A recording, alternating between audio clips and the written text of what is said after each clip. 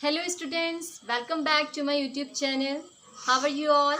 आई hope आप सभी ठीक हो और अपने घर में स्टडी कर रहे हो। ओके, कोरोना काल चल रहा है तो आप सभी स्टडी कीजिए अपने घर में। एंड आज मैं इस वीडियो में चैप्टर 4 कैपेसिटर एंड डाइइलेक्ट्रिक्स के topic energy of charge capacitor explain करूँगी। ठीक है, दैट मीन्स एक चार्ज कैपेसिटर के पास कितनी एनर्जी होती है। एनर्जी दैट मीन्स किस एनर्जी की बात कर रहे हैं हम? पोटेंशियल एनर्जी की बात कर रहे हैं। ठीक है, तो चार्ज कैपेसिटर में कितनी एनर्जी होती है वो हम देखेंगे। एंड ये जो पोटेंशियल एनर्जी का फॉर्मूला आएगा वही आपका पैरेलल प्लेट कैपेसिटर के लिए भी वैलिड होगा। ओके, सो हम बात करते हैं पोटेंशियल एनर्जी की। तो पोटेंशियल एनर्जी कोई डिफाइंड टर्म नहीं है। ठीक है, पोटेंशियल एनर्जी फिजिक्स में किससे डिफाइन होती है? Work done. ठीक है, जो work done external energy external agent करता है, जो वर्क डन कोई फोर्स इलेक्ट्रिक फोर्स करता है, वही क्या होती है? पोटेंशियल एनर्जी होती है। तो अभी हम देखते हैं कि जितना वर्क डन करेंगे वो किसमें स्टोर हो जाएगा? पोटेंशियल एनर्जी में। तो सपोज हम यहाँ पर एक कोई भी सरफेस ले लेते हैं। ठीक है, या एक कोई कंडक्टर है या स्फीयर है, कुछ भी हम एक स्फीयर लेते हैं। ठीक, अब स्फीयर को चार्ज देने में हमने जितना वर्क किया उसका कैपेसिटेंस जितना इंक्रीज होगा उतने ही क्या है उसमें पोटेंशियल एनर्जी होगी। जितना ज़्यादा वर्क डन करेंगे, more and more work we do, उसके पास उतनी ही ज़्यादा पोटेंशियल एनर्जी होगी। ठीक है, तो सपोज हम इसको क्या कर रहे हैं? चार्ज दे रहे हैं। हमने इसको एक small element D Q charge हम कहाँ से दे रहे हैं? इन्फिनिटी से। ठीक है, बिकॉज इन्फिनिटी में जो पोटेंशियल होता है वो ज़ीरो होता है। हम ये कंसिडर करते हैं कि इन्फिनिटी में जो पोटेंशियल है वो क्या है? ज़ीरो है। तो अब हम यहाँ से इन्फिनिटी से चार्ज लेकर आ रहे हैं और इस स्फीयर को दे रहे हैं। ठीक है, तो पहली बार जो हमने चार्ज दिया इसमें हमने कोई वर्क नहीं किया। फिर हम दोबारा से यहाँ से एक साथ ऐसा नहीं होगा कि हमने सारा चार्ज उठाया और इसमें रख दिया, ऐसा नहीं होगा। ठीक है, हमें क्या करना पड़ेगा? चार्ज को स्मॉल अमाउंट में लेके आना पड़ेगा। चार्ज एलिमेंट लेके आ रहे हैं हम यहाँ पे। ठीक है, स्मॉल चार्ज एलिमेंट हम यहाँ पे रखेंगे। देन जितना रखेंगे उतना इसका पोटेंशियल इंक्रीज होगा। पोटेंशियल इंक्रीज होगा दैट मीन्स हमें we have to do more and more work, हमें उतना ही ज़्यादा वर्क करना पड़ेगा। ओके, हमारे पास फॉर्मूला होता है ना, V equals to W upon Q। ठीक है, and that means W equals to into Q। जितना हम वर्क करेंगे, जितना हम चार्ज लेकर आ रहे हैं, पोटेंशियल उतना इंक्रीज हो रहा है। पोटेंशियल इंक्रीज होगा तो हमें और ज़्यादा वर्क करना पड़ेगा। अब जब हम यहाँ से दूसरा चार्ज लेकर आएंगे, हमने फिर से एक डी क्यू एलिमेंट लेके आए। अब इसके पास बिकॉज पहले से थोड़ा सा चार्ज आ गया तो ये क्या करेगा? उसको रिपेल करेगा, बट हमें तो इसमें रखना है। तो हम क्या करेंगे? जो रिपल्सिव फोर्स है उसके अगेंस्ट चार्ज को लेकर आ रहे हैं, तो हम क्या कर रहे हैं? इस पर चार्ज रखेंगे तो इसका कैपेसिटेंस हमें बढ़ाना है। हमारा जो इम्पॉर्टेंट वर्क है, हम क्या इसका कैपेसिटेंस बढ़ा रहे हैं। कैपेसिटेंस बढ़ाने के लिए हमें जितना वर्क कर रहे हैं वो पोटेंशियल एनर्जी में स्टोर हो जाएगा। तो हम यहाँ पर दो कंडीशन लेते हैं, दो terms. When t equals to zero, जब टाइम ज़ीरो था। ठीक है, t इक्वल्स टू ज़ीरो था उस केस में इसके पास कोई चार्ज नहीं था, q भी इसमें ज़ीरो था। ठीक है, और पोटेंशियल डिफरेंस भी इसमें क्या था? ज़ीरो था। ओके, अब देखिए जब टाइम थोड़ा सा पास हुआ, लेट टाइम कितना हो गया? t हो गया, p इक्वल्स टू टी हो गया, तो q इक्वल्स टू कितना हो गया? सपोज q चार्ज हो गया इसमें। ठीक है, हमने इसको टाइम के साथ चार्ज देते रहे, अब कितना हो गया? q चार्ज हुआ। अब इसके पास कुछ ना कुछ पोटेंशियल होगा, कितना पोटेंशियल होगा? हमारे पास फॉर्मूला होता है q equals to C V. तो पोटेंशियल क्या हो जाएगा? q upon C. बिकॉज ये जो हमारे पास स्फीयर है इसका कैपेसिटेंस वही है जो पहले से प्री डिफाइन था। कैपेसिटेंस चार्ज और पोटेंशियल पर डिपेंड नहीं करता। यहाँ पर भी इसके पास कैपेसिटेंस C था और यहाँ पर भी C है। चेंज क्या हो रहा है? डेल्टा V चेंज हुआ, अमाउंट ऑफ चार्ज चेंज हुआ। ठीक है, तो अब देखिए बाय दिस डेफिनेशन, तो देखो हम क्या लेकर आए? स्मॉल चार्ज एलिमेंट लेके आए। ठीक है, अगर मैं इसकी डेफिनेशन बोलूँ तो work done by external agent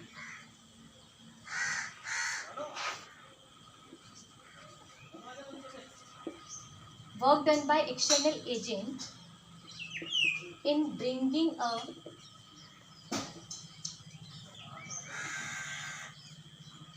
small charge element, small लिखो ना, charge element from infinity to sphere is stored in the form of potential energy of capacitor.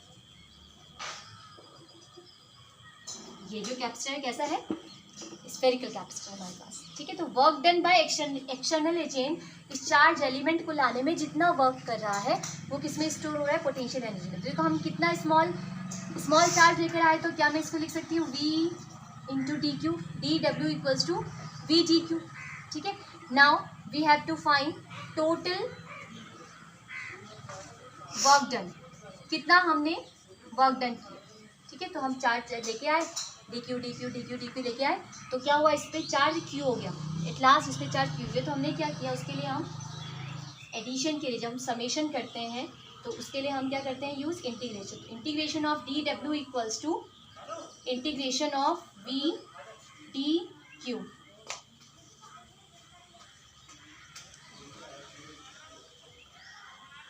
ठीक है। So D W equals to W, ठीक है, D W क्या हो गया। अच्छा देखो यहाँ पे यूनिट जो है हमारा, जो इंटीग्रेशन है वो डी क्यू का है, ठीक है। लिमिट कहाँ से कहाँ वेरी कर रही है, 0 टू क्यू। और एडजस्ट करेंगे, तो यूनिट ये जो इसकी लिमिट है कहाँ से कहाँ वेरी कर रही है, 0 टू क्यू। तो v कांस्टेंट आ गया बाहर, 0 टू क्यू एंड, अच्छा जस्ट अ मिनट, v को हम लिख लेते हैं यहाँ पे, यहाँ से v को हम क्या लिखते हैं, q बाई सी, बिकॉज हमें यहाँ पर ये भी चाहिए, तो हमने लिखा q by C D Q. अब 1/c को हम बाहर ले लेते हैं कांस्टेंट टर्म, तो 0 टू q अंदर बचता है q डी क्यू। इसको जब इंटीग्रेट करेंगे तो हमारे पास टर्म आएगी q स्क्वायर बाई 2 और limit is 0 to q, okay. तो ये टर्म आपकी जो आएगी, हमने लिमिट पुट की, upper limit minus lower limit, so w equals to 1/2c and q square minus 0, so it becomes q square by 2c. So this is the work done by external agent in bringing a charge element from infinity to this sphere, and this work done is stored in the form of potential energy, because potential energy को आप एक और term में define करते हो, potential energy, that means change in potential energy equals to negative of work done by electric force, और या आप इसको एक्सटर्नल फोर्स बोल दीजिए, by external force and positive of work done by external agent, ठीक है। ये एक्सटर्नल एजेंट, ये हो गया, जो फोर्स वर्क कर रहा है वो नेगेटिव एंड एक्सटर्नल एजेंट जितना वर्क कर रहा है वो पॉजिटिव, जो हमने वर्क किया वो क्या हो जाएगा, पॉजिटिव। तो अभी हम एक्सटर्नल एजेंट की बात करते हैं, तो हम क्या लिख सकते हैं इसको, तो मैं इसको यूज कर रही हूँ, देखो change in potential energy, that means U final minus U initial, okay. So U final minus U initial equals to work done by external agent, right. तो यू फाइनल कितनी हो गई, यू फाइनल है, U initial 0 थी, कुछ नहीं था इसके पास, 0 था, ठीक है। कितना वर्क डन, कितना वर्क हुआ, q स्क्वायर बाई 2c, ठीक है। That means this work is stored in the form of potential energy, इसी को हम बोलते हैं energy of a charge capacitor, तो U equals to 1/2 Q square by C। अगर हमें ये फॉर्मूला QV की टर्म में चाहिए या CV की टर्म में चाहिए, अगर आपके पास एग्जाम में जो टर्म गिवन है वो CV हो या QV हो, तो उस केस में हम इसको किस तरह से डिफाइन करते हैं। देखो Q इक्वल्स टू हमारे पास फॉर्मूला था C इंटू V, तो Q की जगह हम CV पुट करेंगे तो 1/2 C square V square upon C, C से C cancel, it become half CV square. एक फॉर्मूला ये हो गया, ठीक है। अब अगर हम यहाँ पे C को क्या लिख सकते हैं, Q by V, C equals to Q by V, C की जगह हमने क्या पुट किया Q बाई V, तो that means Q square upon Q by V, तो इंटू V ऊपर चला गया, Q से Q cancel, that means 1/2 QV। तो ये सारे फॉर्मूले होते हैं हमारे पोटेंशियल एनर्जी के। अगर आपको एग्जाम में किसी भी टर्म में फॉर्मूला गिवन हो, सपोज आपके पास Q गिवन है, पोटेंशियल गिवन है, तो आप फॉर्मूला लगा सकते हो पोटेंशियल एनर्जी के लिए 1/2 QV। Suppose you have given C capacitance and ये पोटेंशियल डिफरेंस, तो आप इसको क्या लिखोगे, हाफ CV स्क्वायर। ओके, यहाँ पे जो V है ना वो क्या है, delta V, that means potential difference. Potential difference किस किस का, एक पोटेंशियल डिफरेंस जो हम चार्ज जहाँ से लेके आए थे, कहाँ से, इन्फिनिटी से, तो इन्फिनिटी का जो पोटेंशियल होता है वो जीरो ही होता है, दैट इज़ वाई हम उसको लिख नहीं रहे हैं। वरना देखो क्या था ये पोटेंशियल डिफरेंस क्या होता है, V2 माइनस V1, ठीक है। V2 कितना हुआ इसका, और V इन्फिनिटी, यहाँ पे जो V1 था इनिशियली हम कहाँ से लेके आए, V इन्फिनिटी से, ठीक है। तो यहाँ पर चार्ज ये पोटेंशियल था जीरो, तो ये V ही होता है, तो that is why we are writing only V। Okay, तो हमने देखा कि यहाँ पर जो पोटेंशियल एनर्जी है इस स्फीयर की, जो चार्ज कैपेसिटर हमारे पास होता है, इसकी जो पोटेंशियल एनर्जी है वो कितनी है, 1/2 Q स्क्वायर बाई C और 1/2 CV स्क्वायर और 1/2 QV। 3 फॉर्मूले हमारे पास हैं, एक तो हो गया ये, this one and this one, ठीक है। अब हम देखते हैं कि एक स्फेरिकल कैपेसिटर के पास कितनी पोटेंशियल एनर्जी होती है। स्फेरिकल कैपेसिटर के पास, स्फेरिकल कैपेसिटर का जो कैपेसिटेंस होता है, जो C की वैल्यू होती है वो कितनी होती है, C equals to 4 pi epsilon naught R cos।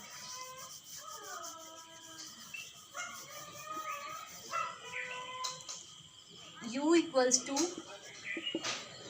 हमें फाइंड करना है इसके लिए, जो स्फेरिकल कैपेसिटर होता है, कैपेसिटर की स्फेरिकल कैपेसिटर की जो कैपेसिटेंस होता है C equals to 4 pi epsilon naught R होता है। तो U इक्वल्स टू देखो फॉर्मूला है क्या, 1/2 Q square by C cos।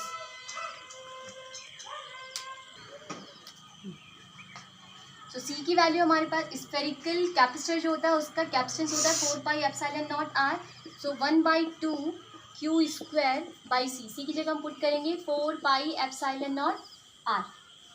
Okay, तो ये हो जाएगा Q square by 8 pi epsilon naught R। This is the energy of, potential energy of spherical capacitor, ठीक है। तो इतनी एनर्जी होती है स्फेरिकल कैपेसिटर के पास, Q स्क्वायर अपॉन 8 पाई एप्सिलॉन नॉट R। अब देखिए हमारा जो नेक्स्ट टॉपिक है वो है पैरेलल प्लेट कैपेसिटर। तो पैरेलल प्लेट कैपेसिटर की नीड हमें क्यों पड़ी, एक तो हमने पीछे देखा कि जो इसका कैपेसिटेंस होता है वो बहुत ही कम होता है, ठीक है। कैपेसिटेंस, सपोज ये हमारा एक स्फेरिकल कैपेसिटर है, तो इसका कैपेसिटेंस क्या होता है, बहुत ही लो होता है, ठीक है। सेकंड क्या होता है, इसमें प्रॉब्लम क्या है कि इसकी जो इलेक्ट्रिक फील्ड लाइन होती है वो रेडियली आउटवर्ड होती है, हमने देखा था, ठीक है। दैट मीन्स जो क्या है, डिस्ट्रीब्यूट है, बाउंड नहीं है, डिस्ट्रीब्यूट एनर्जी है, ठीक है। तो ये अपनी एनर्जी जो है आसपास के जो भी चार्जेस होंगे उनको अट्रैक्ट करने में, रिपेल करने में वेस्ट कर देता है। एनर्जी है इसके पास बट डिस्क्रीट नहीं है, कैसी है, सॉरी बाउंड एनर्जी नहीं है, कैसी एनर्जी है, डिस्ट्रीब्यूटेड एनर्जी। इसके पास जो एनर्जी है डिस्ट्रीब्यूटेड एनर्जी है, दैट इज वाई इसका यूज, एनर्जी है बट कैसी है, डिस्ट्रीब्यूटेड है, बाउंड नहीं है, स्टोर इसने की है बट वो फैली है, इधर उधर फैली हुई है, तो ये वेस्ट भी कर देता है। सो दैट इज वाई इसकी जगह फिर एक कैपेसिटर बनते रहे, नए बनते और बनते बनते एक और कैपेसिटर आया, पैरेलल प्लेट कैपेसिटर। ठीक है, पैरेलल प्लेट कैपेसिटर की क्या यूज़ है और ये यूज़फुल क्यों है?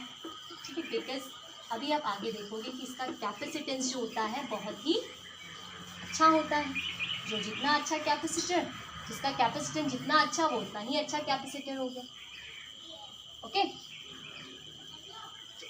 एंड हम देखेंगे इसके पास जो एनर्जी है वो भी कैसी है, बाउंड है, डिस्ट्रीब्यूट नहीं है। ठीक है, हमने नेक्स्ट हमारा टॉपिक है पैरेलल प्लेट कैपेसिटर।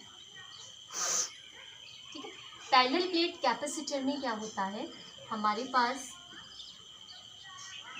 दो प्लेट्स होती हैं। सिंपल मैं ऐसे लिखूं तो दो प्लेट्स हैं जो क्लोज रखी होती हैं, पैरेलल से नेम पता चला, जो कि एक दूसरे के पैरेलल रखी होती हैं, having same area and these plates are separated by the distance t। ठीक है, और ये जो सेपरेशन होता है वो क्या होता है, काफ़ी स्मॉल होता है। अब स्मॉल सेपरेशन के लिए ये कैसी होनी चाहिए, जो प्लेट्स होनी चाहिए वो इनफाइनाइट होनी चाहिए। कि जो बुक हम देखते हैं बुक्स में कि ये जो प्लेट्स हैं वो कैसी होनी चाहिए, इनफाइनाइट्स होनी चाहिए। ज़रूरी नहीं है कि ये आपकी पैरेलल ही हो, ये आपकी ये कुछ इसी शेप में हो, ये आपकी सर्कुलर भी हो सकती हैं। ठीक है, तो इनके बीच का सेपरेशन जो है काफ़ी कम होना चाहिए एंड इनका एरिया कैसा होना चाहिए, सेम होना चाहिए। Area should be same and जो सेपरेशन है वो कम होना चाहिए। हम सिंपल बोलें तो D is very very less than A. D को कैसा होना चाहिए, ए से छोटा होना चाहिए। ओके, तो ये हमने कंसीडर कर लिया। अब एक प्लेट के ऊपर प्लस क्यू चार्ज है, एक प्लेट के ऊपर माइनस क्यू चार्ज है। अब ऐसा कैसे होगा कि एक के ऊपर प्लस क्यू चार्ज, एक के ऊपर माइनस क्यू चार्ज? ये चार्ज सेम भी हो सकते हैं और अलग अलग भी हो सकते हैं, डिफरेंट भी हो सकते हैं। तो अभी देखो हम इसको कैसे करेंगे। Either we can give some amount of charge to this plate. हम इस प्लेट को कुछ चार्ज दे सकते हैं। सपोज हमने इसको क्यू चार्ज दिया, प्लस क्यू चार्ज। ठीक, तो वो उसके इनर सरफेस पर स्प्रेड हो गया, इसका इनर सरफेस। ठीक है, एंड जो माइनस क्यू है, ठीक है, उसमें क्या हुआ, थ्रू इंडक्शन इसके जो इसका नियरेस्ट सरफेस होता है उस पर माइनस चार्ज इंड्यूस हो जाता है। बिकॉज ये क्या करेगा, इसके सारे इलेक्ट्रॉनों को अपनी तरफ खींचेगा, तो यहाँ पे माइनस चार्ज और जो बचा हुआ है वो यहाँ हो गया। एंड देन हम इस प्लेट को, जो इसका आउटर पार्ट है, जो सेकेंड प्लेट है, इसके आउटर सरफेस को हम क्या कर देते हैं, अर्थ कर देते हैं। दैट मीन्स हमने इसको फिंगर से टच किया तो जो पॉजिटिव चार्ज है वो अर्थ हो गया। ओके, ये क्लियर हुआ? तो हम यहाँ से इसको नहीं लिखेंगे, अर्थ हो गया। बिकॉज सेकेंड आप इसको इस तरह से समझ सकते हो कि एक कैपेसिटर था, उसको हमने बैटरी से कनेक्ट किया। ठीक है, तो ये बैटरी का पॉजिटिव टर्मिनल, ये नेगेटिव टर्मिनल। तो यहाँ से पॉजिटिव टर्मिनल क्या करेगा, इलेक्ट्रॉनों को अपनी तरफ अट्रैक्ट करेगा। तो इलेक्ट्रॉन यहाँ से यहाँ आए तो इस पर कैसा चार्ज बचा, पॉजिटिव चार्ज, इस पर प्लस क्यू चार्ज। और जो नेगेटिव जो इलेक्ट्रॉन थे वो कहाँ चले गए, इधर चले गए। तो ये पॉजिटिव चार्ज हो कि नेगेटिव, जितने इलेक्ट्रॉन यहाँ से निकले उतने इलेक्ट्रॉन यहाँ पहुँच गए। तो यहाँ पे क्या हुआ, सेम चार्ज हो गया। तो आप कैसे भी समझ सकते हो, चाहे ऐसे समझो ऐसे समझो, ये बात होती है। ओके, दैट मीन्स एक के ऊपर प्लस क्यू चार्ज है और एक के ऊपर माइनस क्यू चार्ज है। इतना समझ लिया। ठीक है, ये चार्ज सेम भी हो सकते हैं, ये अभी हम कर रहे हैं सेम चार्ज के लिए कर रहे हैं, डिफरेंट भी हो सकते हैं, अलग अलग भी। यहाँ पे कुछ और अमाउंट, यहाँ पे कुछ और अमाउंट, अलग अलग अमाउंट। ये Q1 हो सकता है, Q2 हो सकता है। तो हम अभी देखेंगे इसमें दूसरी वीडियो है। तो अभी क्या है, एक के ऊपर प्लस क्यू चार्ज, एक के ऊपर माइनस क्यू चार्ज। इसका सेपरेशन जो है डी है। D is very very smaller than A, जो इनका एरिया है उससे कम होता है। ठीक, नाउ वी नो दैट अब यहाँ से क्या होगा, फील्ड लाइन चलना शुरू हो जाएंगी। ठीक है, पॉजिटिव से नेगेटिव की तरफ फील्ड लाइन चल रही है। तो यहाँ पे क्या हुआ, इलेक्ट्रिक फील्ड हुआ। अब देखो इलेक्ट्रिक फील्ड कैसा है, बाउंड है। यहाँ से जा रहा है, यहाँ पे खत्म हो गया, यहाँ पे जा रहा है, यहाँ पे खत्म हो गया। इलेक्ट्रिक फील्ड कैसा है, बाउंड है। दैट मीन्स जैसे स्फेरिकल में था, स्फेरिकल में डिस्ट्रीब्यूटेड था।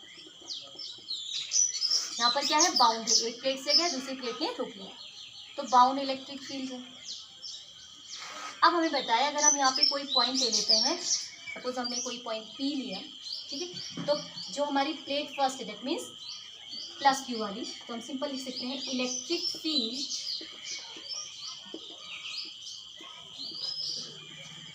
Due to positive charge plate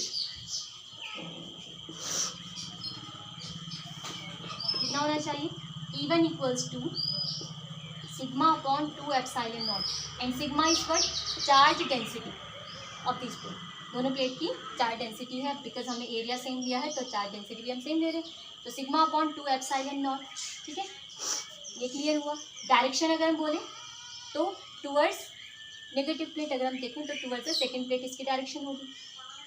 similarly electric field due to negative charge plate E2 equals to sigma upon 2 epsilon naught, यही होगा, ठीक है। और इसकी जो डायरेक्शन है, इसकी डायरेक्शन भी इससे दूर जा रही है, ठीक है।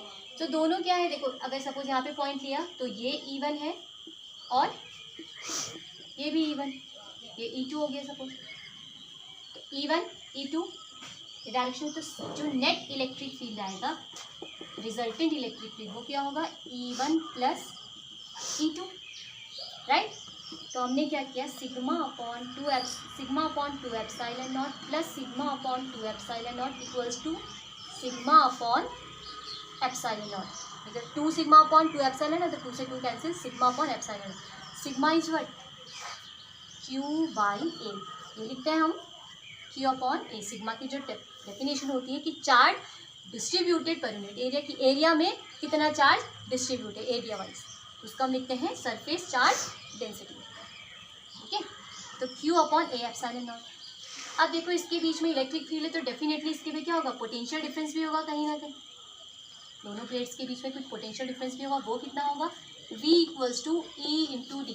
देखो हमारे पास एक फॉर्मूला होता है V equals to minus E dot D R, ये होता है, ठीक है। अब E vector dot D R, vector हम लिखते हो ये हो जाएगा minus E D R cos theta. अब देखो कॉस थीटा, जो थीटा है वो क्या है, अपोजिट, थीटा यहाँ पे क्या होगा, जो E एंड डी आर है वो अपोजिट डायरेक्शन में है, तो ये minus E D R cos 180, cos 180 की वैल्यू क्या हो गई -1, तो ये हो जाएगा ई डी आर इज 1। अगर हम देखें डी आर क्या होता है, डिस्प्लेसमेंट, तो यहाँ पर जो सेपरेशन है इसके बीच का डी है, तो हम दैट इज वाई हमने क्या लिखा, V equals to E into D, okay. E की वैल्यू हमारे पास है Q upon A epsilon not into D, this is the potential difference between the plates. Now according to the definition of C, देखो C की definition क्या होती है, Q upon V, तो Q अपॉन V की जगह हम क्या पुट कर रहे हैं, Q upon A epsilon not into T, Q से Q कैंसिल, ये वाली टर्म कहाँ जाएगी, ऊपर जाएगी, तो A epsilon not upon D, और सिंपल इसको ये भी लिख सकते हैं epsilon not A upon D.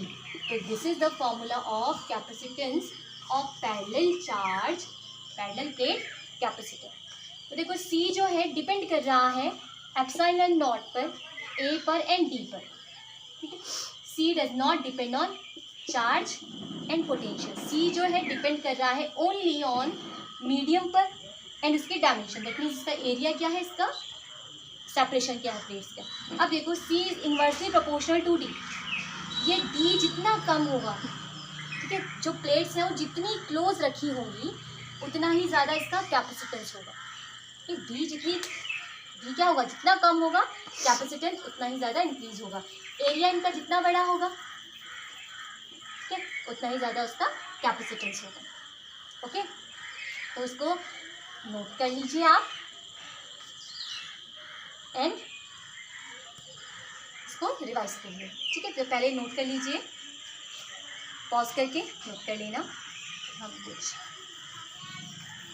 अब हमने देखा कि जो C है वो डिपेंड कर रहा है उसके डायमेंशन पर, A, D and epsilon, medium पर डिपेंड करेगा, A पर एरिया पर डिपेंड करेगा और डायमेंशन के सेपरेशन पर डिपेंड करेगा, दैट मीन्स सेपरेशन कम होगा तो कैपेसिटेंस बढ़ जाएगा। तो ये इसका एक फ़ायदा है कि कैपेसिटेंस इंक्रीज हो रहा है, ठीक है, जितना ज़्यादा क्लोज रखी होंगी, जितना ज़्यादा हम क्लोज रख रहे हैं कैपेसिटेंस इंक्रीज होता रहेगा। ओके,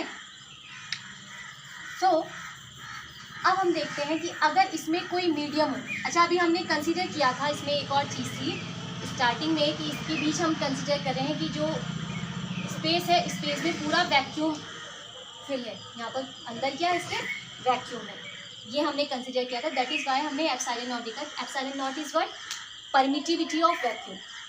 ओके, अब सपोज अगर यहाँ पे वैक्यूम नहीं होता, कोई मीडियम होता, कुछ भी जो प्लेट, ये हमने पैरेलल प्लेट कैपेसिटर लिया, वो किसी मीडियम में रखा होता, इसके बीच में कुछ के होता, उस केस में जो सी आएगा, सी आ जाएगा के epsilon not A upon D.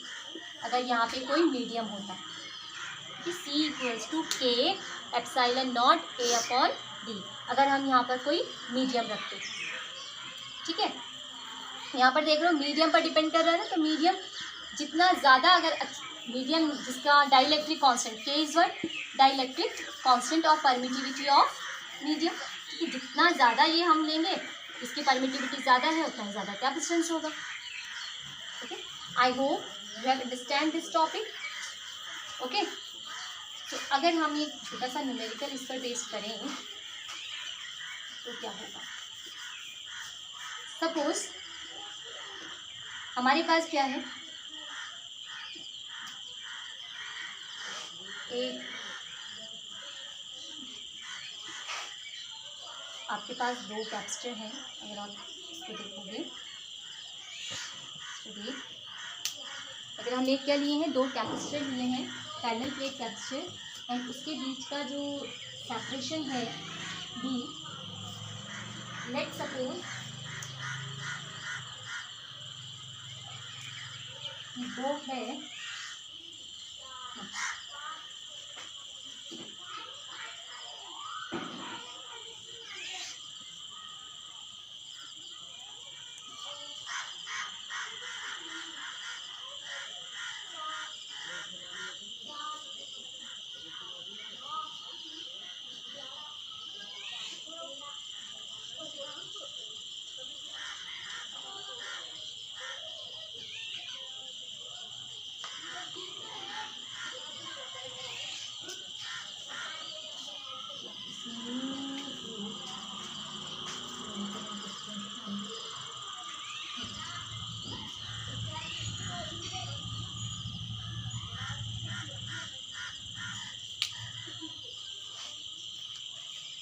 इनके बीच का जो सेपरेशन है वो है 3 × 10⁻³ मीटर।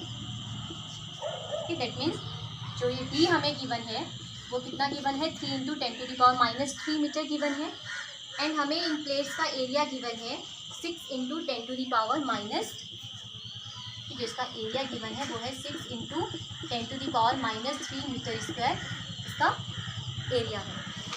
ठीक है, जो चार्ट प्लेट है, हमें फाइंड करना है कि इसका कैपेसिटेंस कितना होगा। ये प्लस क्यू चार्ज, ये माइनस क्यू चार्ज, हमें बोला गया है कि इसका कैपेसिटेंस कितना होगा। तो कैपेसिटेंस का हमारे फॉर्मूला होता है C = epsilon not A upon D। ठीक है, एप्सिलॉन नॉट की डिफाइंड वैल्यू होती है, एप्सिलॉन नॉट इज व्हाट, 8.85 × 10⁻⁻12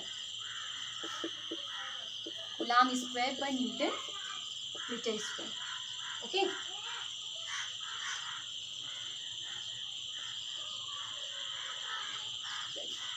तो अब हम इसको करते हैं, वैल्यू पुट करते हैं 8.85 × 10⁻⁻12 into area is what, 6 × 10⁻³ upon D is what, इनके बीच का सेपरेशन, तो 3 × 10⁻³ ओके, तो 10⁻³ 10⁻³ कैंसिल। ठीक है, तो 3 से ये कैंसिल हो गया, 3 × 6, तो 2 × 5 = 10 एंड 2 × 8 = 16 and 17 and 2 × 8 = 16 और 17। तो 17.70 10⁻⁻12 और नियरली इक्वल्स टू, अगर हम इसको लिखें, देखो 10⁻⁻12 किसके इक्वल होता है, पिको के, तो अगर मैं इसको लिख सकती हूँ 18 पिको फैरेड। ओके, जो इसका कैपेसिटेंस आ गया ये आया 18 पिको फैरेड। ओके, तो ये एक छोटा सा न्यूमेरिकल था। हम इस एक न्यूमेरिकल के लिए अलग से मैं इसके लिए वीडियो बनाऊंगी। एंड जो नेक्स्ट टॉपिक आएगा उसमें हम देखेंगे कि अगर हम इसमें कोई मीडियम पार्शियली फिल करें उस केस में क्या होगा। अभी जो हमने टॉपिक किया था वो विदाउट मीडियम था, और यहाँ without medium in the sense vacuum में। अब हम जो दूसरे टॉपिक पर वीडियो आएगी वो आएगी विद डाइलेक्ट्रिक मीडियम, जो इसमें कोई मीडियम हम इसमें पार्शियली फिल करेंगे, उस केस में कितना कैपेसिटेंस होता है, कैपेसिटेंस इंक्रीज होगा या डिक्रीज होगा, वो हम देखेंगे। ओके, तो तब तक के लिए आप पढ़ाई कीजिए। Thank you.